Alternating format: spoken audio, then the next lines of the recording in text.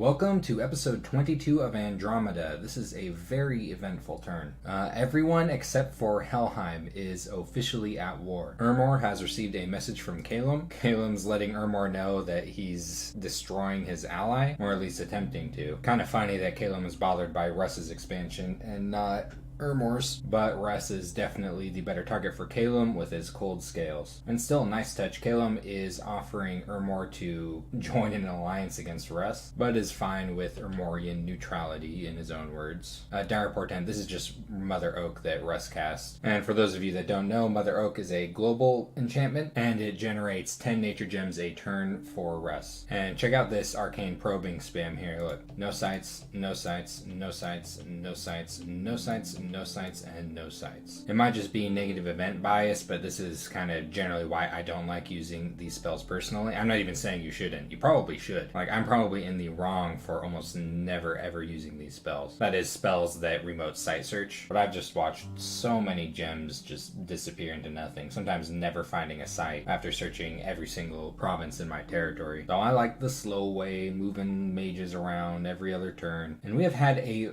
very large battle here in Pantocrator's Legacy. So Ermor has two huge lines of Hastati in the center, with Equite on the flanks with attack rear commands. He's got his H3 priest here in the center to cast Divine Blessing, and this box here is set to attack cavalry, so that if any of Saramatia's Oreopatas manage to break through, they don't threaten the rear the way that happened in the last battle between them. I also really like his use of gladiators here, where he's using them to guard commanders. I think that's an excellent use of gladiators, as they effectively die whenever they do damage or take a hit in a battle. At the end of the battle, they leave. They're no longer part of your army. I think that makes them pretty efficient as bodyguards. And Saramatia's not bringing as much to this battle. He split up his forces, which I think is kind of risky when there's that amount of units walking around. But what he does have are 4 Inaris that are scripted to cast Horde of Skeletons. He's also got most of his Oreopatas in oblique order, which may give him an opportunity to break through lines, though I'm not sure if he has enough numbers for the amount of Equite that Ermor has on this flank alone, and then he also has Equite in reserves that are going to target his own cavalry, though he also does have some cavalry up here that might take that. And this cluster in the center, this is just province defense right here. So the PD is causing a little bit of trouble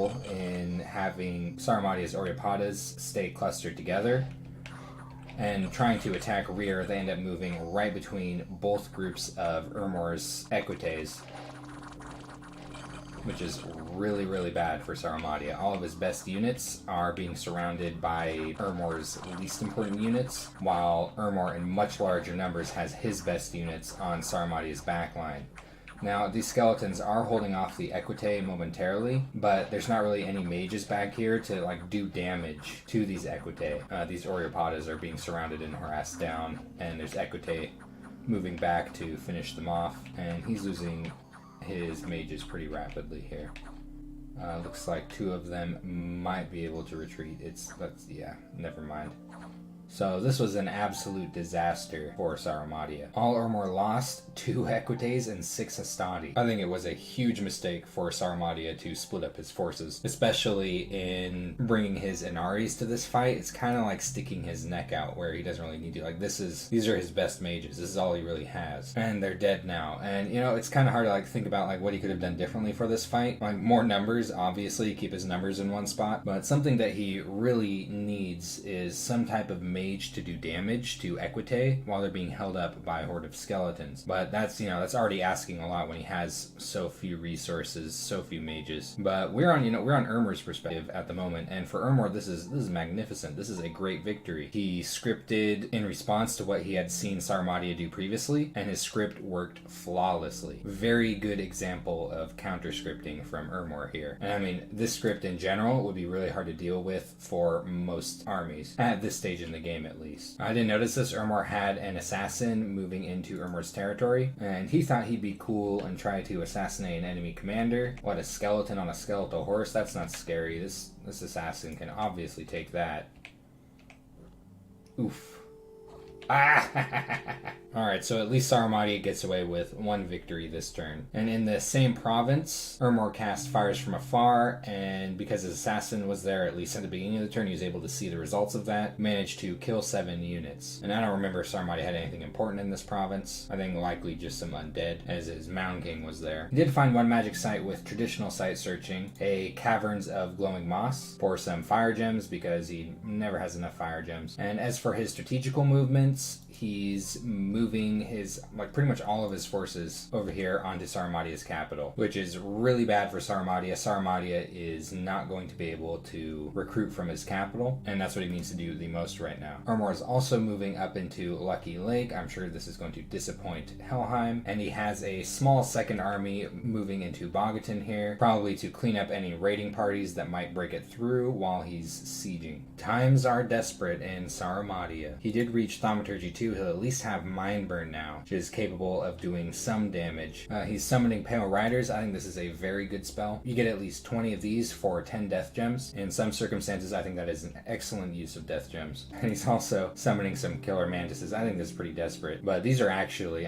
these aren't bad units. The only problem is that they're size 4. If these things were size 3, these things would actually be kind of awesome. They really should fly, though. Mantises fly. Though that might make them kind of bad, though, because they're undisciplined. And remnants of the dead prophets' power have left us, or this happened at the same time as it happened with Ermor, because their prophets died in the same battle. And we know what happened with the assassination attempt and this battle here. Russ didn't have any province defense in Fairy Forest, so he was able to just move his army right into it. And yeah, looking at this army here, it's like, even if he did throw this into Pantocrator's Legacy, it would probably be dead too. And I don't know if it would have done that much damage to Ermor either. I think in Saramadia's position, he might have been better off just moving out maybe small parties like this and keeping everything else in his capital, and just moving around small parties to counter raid, get around big death balls like this, keep some of his economy functioning, and keeping enemy military distracted while he keeps most of his forces in one spot so he doesn't, lose most of his mages in one turn. Watching everything that's been going on isn't bad enough. Local lord was sick and tired of fairies, took care of that shit, but it caused some curses to come over the land. Oh, Nergem though. Saramadia did stale this turn, so he didn't even see this battle or this assassination attempt. I'm not sure if he was distracted on that day or if he was just feeling discouraged at this point. As for those of you who aren't as familiar with multiplayer games, a lot of times when a player starts losing, sometimes they stop taking their turns, or they just take them sporadically, just because, think about it, it's kind of hard to go into a game where you got to put some effort and time into taking turns in this game, and if you've been slapped around, it can be a little bit discouraging. But I've encouraged the players of these multiplayer games that are going to YouTube to at least stick around for last stands and stuff if possible, just because at least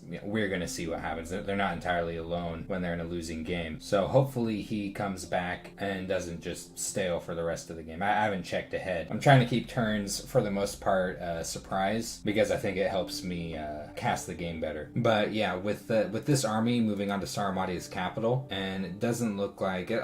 We might find out later on this turn if Helheim's doing anything weird up here. But Calum has made his neutrality clear with Ermor. Russ is definitely neutral with Ermor. Hinnom is closed off, and Helheim is at least acting reclusive, kind of like America toward the beginning of World War II. Things are looking like they're pretty much over for Saramadia. I think his only real hope at this point is if Helheim intervenes, and that is possible. Helheim could potentially intervene, but I would not blame Helheim for sitting this one out and letting everyone else give each other black eyes. And Calum has had an extremely busy turn. He just full-blown invaded Russ. He received a message from Saramadia. Saramadia is just explaining Russ's strategies with his sacreds, talking about buffing them with Body Ethereal and Barkskin. Though Russ did only just reach Alteration 5. Maybe he's talking about protection here. I can't remember if any of Russ's mages were casting this on his sacred units. I didn't notice it if it was happening. But Russ did just get Wooden Warrior, so he probably will start casting Mass Barkskin on his units. Calum did just reach Evocation 5 right in time for this war, so he has Storm now, and Storm is going to make Thunderstrike armies extremely effective. And he had 4 invasions into Russ's provinces. These 2 are not particularly interesting, just raids against small amounts of province defense. But this was the big battle where Russ moved an army into this province. Inadvertently, actually, from Calum's perspective, he was moving this army here to potentially intercept Hinnom's Calum's army, and he'll protect his temple in the province, and Calum just happened to move on to it. Now, what Calum has fielded is a decent number of Spirehorn warriors, presumably on hold and attack rear, several large mammoths in the center, and some archers on the side meant to distract while the Spirehorn warriors attack rear. And Russ has two big clusters of skin shifters surrounding his commanders that are all kind of in a ball, and this is just some PD, the heavy infantry and heavy cavalry here. But this amount of skin shifters is actually really bad for Calum. His only hopes here is if he's somehow able to take out all of the commanders with his Spirehorn warriors and cause a rout, though even then, these are still going to be berserk. And as will be likely the norm from now on, battles aren't going to play exactly like they do in the original version. So there's going to be some differences, but we can still see how these armies are going to, in general, match up against each other. And in this instance, you can see Russ back here casting Body Ethereal on some of his skin shifters, so that is something that Saramadia was keen to observe. But I'm not seeing any protection or bark skin, even though it does have Alteration 5 now. This attack rear command should be hitting shortly, and cavalry is engaged with the elephants, and one of them actually, Tendard's commander, that turned around. As the Spirehorn warriors hit his backline, they immediately killed two of the priests in this version of the battle. And it looks like the mammoths were routed by the heavy cavalry. They killed most of them, but now they're routing, and some of them are getting poisoned by these large beetles. And what's this? Dragonfly? Cute. And yeah, this is Swarm, by the way, if you've never seen it before. Lots of little bugs and crawly things, frogs. They don't do very much damage. That's not really their point. They're not very survivable. What they do is they fatigue other units when, suddenly they're surrounded by a bunch of bugs crawling all over them. And it takes a lot of moves to hack through all those bugs. So they end up getting tired and falling asleep and killed. Also, they do some poison damage. Some of them are a little bit bigger. Like Scorpion's actually kind of nasty. But yeah, the skin shifters turned around and cleaned up the Spirehorn warriors that were on attack rear, and the heavy infantry are ripping through the archers. So really bad for Calum. Well, it's not entirely bad. Like this army was kind of disposable. There weren't any mages here or important commanders, anything like that. But when you look at the original results of the battle, Russ didn't lose anything at all. He lost a couple of priests in this version, but in the original it didn't look like the Spirehorn warriors were able to quite connect with them. They probably got ripped up by the skin shifters that were on guard commander instantly. Calum did get away with his commander and one of his mammoths, which is actually probably one of the better ways this battle could turn out for him, as his mammoths are the most expensive units, but still not the best start for Calum's war. And in this battle here, Calum actually lost his Area Seraphine. And this is just by chance. It's something that can happen when you're using Area Seraphines and they don't have any equipment or anything like that as commanders. Sometimes they just get bonked in the head by an arrow and they're done. And this can be a problem even in the early game when expanding, but if you're using these, to lead armies later on in the game, I think it's really good to have some armor for them, or just use a commander that has armor, ideally. But yeah, this is just wild. This is looking like Calum now. Long ass arrows all over the place in all directions, and he's moving all over the place, keeping up with the economic pressure. It looks like he's going to attempt to siege down this province right here with this many birds, which, by the way, have enhanced siege strength because of their flying. This fort might pop immediately. It's got a lot of scouts moving through here too, which is a very good habit, I think. He's actually got kind of a goofy looking army forming up right here on Summer Edge. He's got Adepts of the Iron Orders and Harib Seraphs, and this is completely alien to me as someone who plays a lot of Calum. Summon Storm Power without Storm. Stay behind your what? Maybe he's just not complete with this script yet, because right now it's not this province isn't in danger of coming into contact with Russ's armies. So he might be preparing an army to maybe try and intercept this one. But if he is doing that, I actually have no idea. I don't know. I can't tell you. We'll just have to wait and see what's going on with this. He did get a hero this turn on his capital. He's the Unwinged, really, really good leader. He has an inspirational bonus and can lead up to 120 units. Unfortunately, he doesn't have wings, so he's not very good at flying around Kim's main armies. You always build him some flying boots, which is kind of funny because it's like this is a Kalian that cut off his wings to remind himself, he's tied to this earth. So it'd be funny. Orders from the top, bro. You're gonna put your wings back on. Man, he's putting his Dwarven hammers to work right away, making owl quills. So his research ramp might end up being really good, which is bad news for the bears. And in the peaceful lands of Helheim, I reached his elusive goal of Evocation 1 in research and instantly got Conjuration 1 as well in the same turn. He might just be prepping his research so that he can respond on the path that he needs to when he's confronted with something, say an invasion. Did find a magic site here in Summer Bay. Ugh, well, that's annoying. Burn that down. I want to raise that thing, not freaking recruit from it. All right, so he has access to this unit now. Man, this unit's dog shit. Though I guess in some circumstances, a nation that doesn't have short bows might like it. It's stealthy. It's kind of cool. And it's hard for me to imagine actually recruiting these things in any circumstances. And uh-oh, big old Borkin long boys are causing trouble again. Damn, that's a lot of wolves. That's a huge-ass pack. No wonder they're hungry and eating humans. They've already eaten everything out in these woods. Yeah, how do you like it, barbarians? Y'all always attacking provinces like these wolves here are doing? This is usually what you guys do. I'm sure there's a lot of people watching who think that you all deserve what's happening to you right now. So many lost provinces. So many interruptions. So, Helheim has a wolf problem to take care of, which he's doing swiftly. That's what you'll get with Misfortune 3 scales. He's moving more of these corpse constructs into this province here, along with some long dead. Would probably take it this time. However, Ermor is also moving on to the province, and Ermor has superior units. So I think this might be pretty bad timing on Helheim's part. But at least we get to watch the fight next turn. And Helheim is going crazy with these steel ovens. Sanguine dowsing rods, storm spools, owl quill, skull mentor, a lightning rod. He's building all kinds of stuff, and it looks like he's going to be going crazy with corpse constructs too with all this construction. And it looks like he might be thinking about building a palisades here. Really, really good spot for a palisades, even though it's right next to his capital, but he does have the resources to spare here, as the only thing that he really does need to be recruiting from his capital are his Hellhearings, at least as far as resources go. Well, he will occasionally need a Hangadrot, but Hangadrots aren't enormously resource intensive. And Russ, I'm sure, is having a bit of a headache of a turn here. Right as he cast Mother Oak 2, right as things were just getting beautiful for him. Calum, I think you sent this message to the wrong player. Damn, and he even has his battle plans laid out here in Russ's lap. Well, this is a nice thing for Russ to get a hold of. Calum is, I presume, trying to tell Henom his battle plans, but I guess he accidentally sent the message to Russ. And Calum's just telling Henom where he isn't going to go. Well, telling Russ where he isn't going to go. And is saying that he's going to move armies into the forests around Russ's capital. And the other message is essentially, we hereby declare war upon your unholy nation. Now, we know about the Kalian battles. Russ lost 3 provinces and successfully defended 1 with no losses. This one right here, where his temple is. But here's a battle against Henom where he actually did have some units that weren't PD on the field. 5 skin shifters and a Russian priest here against a literal army. And we'll see how much damage the bears are able to do. Looks like they're wow, just running into that line of Dawn Guard, splatting.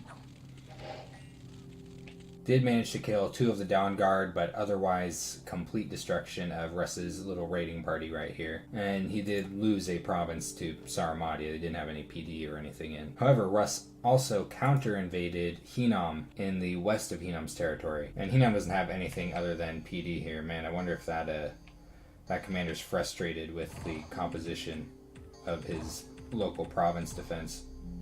It's like, God damn it, I knew the fishes weren't going to work. He starts running. Gets Nax in the back. So no losses against the province defense. And he finished this fortification just in time for the Kalian invasion. Looks like he's attaching his Death Mage to this little army, probably to protect it more than anything. And his response to the Kalian invasion is also just to send his army immediately into Calum's territory. Which, you know, it is kind of hard to respond to Calum, especially when Russ is all horizontally stretched out like this. But as this army has shown, it is fairly effective in dealing with Calum's units. Though as we also saw, because we saw kind of a different version of the battle, that these priests here are not well protected. So that could end up being a problem for him. And bam!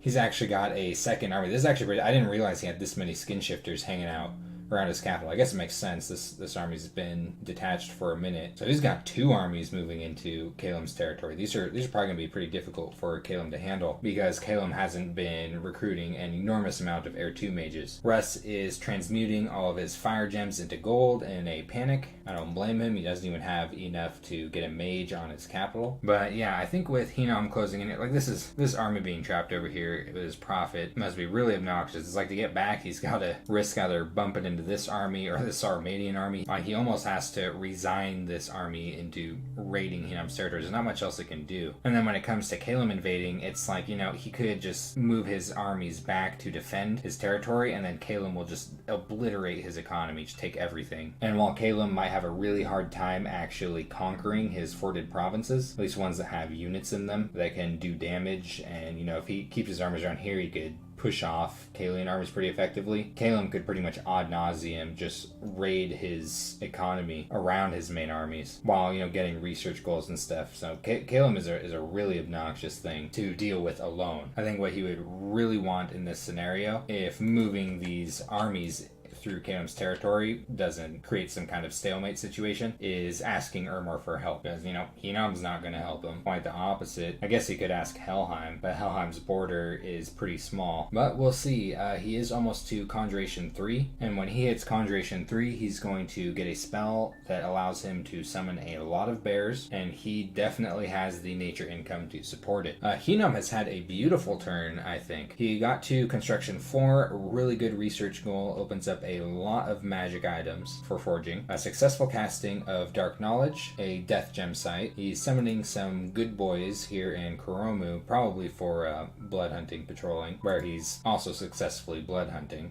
We know about these 2 battles here, one of them just a raid from Russ, and then 2 pretty good events. One, just a little pile of gold, nothing to complain about, and then this, a really good event. This is the kind of event that it's kind of hard to get this if you don't have Luck 3 Magic 3 scales. That's usually where I see events like this. We just get a lab with a big pile of wizards. So check this out. Bam, an F3 mage, which is incredible. For some nations, this would be huge. Like, you're just in fire now. And then 4 F1 mages, all completely capable of researching very well, and a free lab. So, and I imagine I'll be mentioning this a lot, Luck 3 scales, they do have kind of a bad rap. And a lot of the times, this is one of the most disposable scales. I think right behind temperature scales. For a lot of nations, you can go comfortably into misfortune. But if you can afford luck scales, if you're a nation that can just, be fine doing full-blown scales, including luck scales, just the amount of sheer just free shit that you get by the end of your game can be incredible. And something like this could actually be the difference between winning and losing a game in some scenarios. Getting a big pile of wizards potentially in a path that you don't have, that can change everything. I think this is kind of funny. His Horite Shaman here that's been summoning carrion beasts here in Pack Woods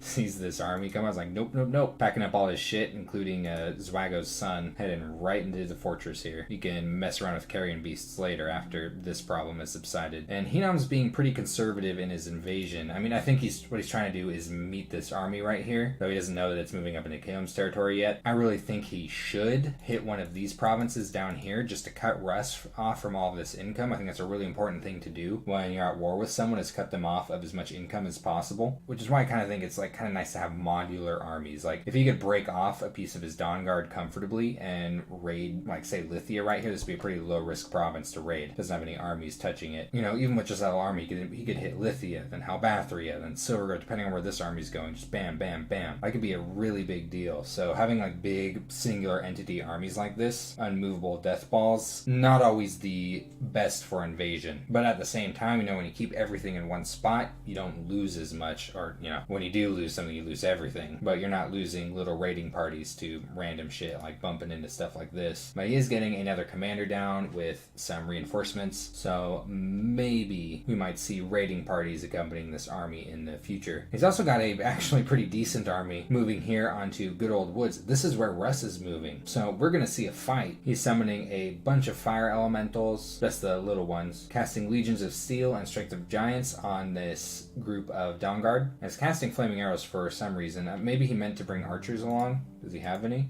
No. Man, I'm not sure why he's doing this. Maybe it's just an accident. Well, it's almost certainly an accident, but I just wonder what caused the accident. So yeah, I'm actually really interested in seeing how this battle plays out. I'm thinking it's going to be the more exciting battle coming up in the next turn. And damn, I actually completely forgot. He still has this kind of big army up here in Giant Spine. So things are not looking too bad for Hinam at all. Just look at all these mages. This is what Scales can do. He has so many mages. Oh, and he's putting his construction 4 right to work. Sanguine Dowsing Rods is going to make his blood hunting a lot more efficient. It will effectively make blood 1 mages hunt at blood 2. And he's forging, this is really cool, he's forging a Vine Shield and Boots of the Messenger. He's forging anything else? Amulet of Breathing, okay. And he's probably thinking about Lucky Lake here, but that's going to be contested momentarily. At least he'll have it. Black Steel Full Plate, Black Steel Helmet. You know what? I'm thinking he's probably, yep, recruiting a Melkart. So, yep, we're going to be seeing some thugs come over, some really powerful ones. He's going to need to find a place to keep all of these things, though, when he's not using them, because the population killer, the unrest. I've got a buddy that plays a lot of Henom. What he likes to do is just like find a wasteland somewhere, just chill all of his Melkarts there when he's not using them. But all of Henom's provinces are just so okay, this swamp isn't very good, but it's really out of the way as death goes on. Like, his provinces are just so damned good. These scales are boosting things tremendously. And Atlantis received a pretty cool message from Calum here. Remember last turn, Atlantis sent Calum 15 Earth Gems, which is, it's really generous, in response to Calum throwing him, I think, like 4 fire gems, something like not very many fire gems at all. And Calum was definitely very appreciative of those earth gems too, as he has the earth mages to put them to work for, dwarven hammers. And Calum sent him more gems in response and appreciation. And it looks like Rilia sent kind of a message. It's hard for me to understand what he's saying here. I think what he's saying is that if he fails at taking Atlantis's fortress, that he will surrender to Atlantis. I mean, which honestly makes sense, because Rilia doesn't really have anything behind the army